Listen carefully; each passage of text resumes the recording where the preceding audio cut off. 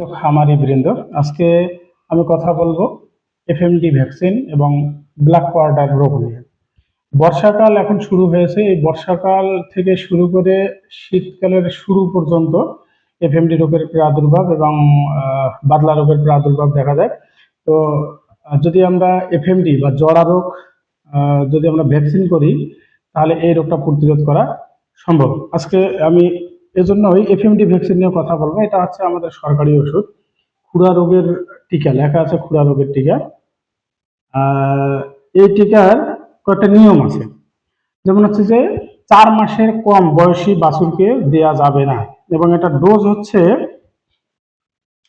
গরু এবং মহিষের জন্য 6 মিলি দেবেন। বাছুর গরু যদি হয় সেক্ষেত্রে 3 মিলি দিতে হবে, এবং ছাগল বা ভেড়ার ক্ষেত্রে 2 মিলি দিতে হবে।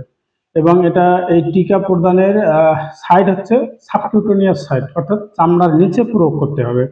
এখন এটাকে আপনি বুস্টার ডোজে যদি নিয়ে আসেন, তাহলে সব থেকে বেশি হচ্ছে এটার রোগ প্রতিরোধ ক্ষমতা বাড়বে। এটা 6 মাস অন্তর গরু এবং মহিষের ক্ষেত্রে করবেন, এবং ছাগল বা ভেড়ার ক্ষেত্রে পারলে 3 মাস অন্তর অন্তর এটা প্রয়োগ করবেন। এবং এই টিকাটা দেওয়ার আগে অবশ্যই আপনার গরু, ছাগল বা ভেড়া যেটাকেই দেন না কেন, সেটা অবশ্যই সুস্থ থাকতে হবে, জ্বর যেন না থাকে।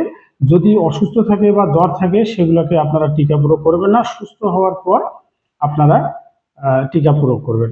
তো সবাই আমরা ভ্যাকসিন করি, সচেতন হই, খামার সুস্থ রাখি। ধন্যবাদ সবাইকে। সবাই সচেতন হন এবং আপনার প্রতিবেশী খামারি ভাইদেরকেও আপনি সচেতন করুন।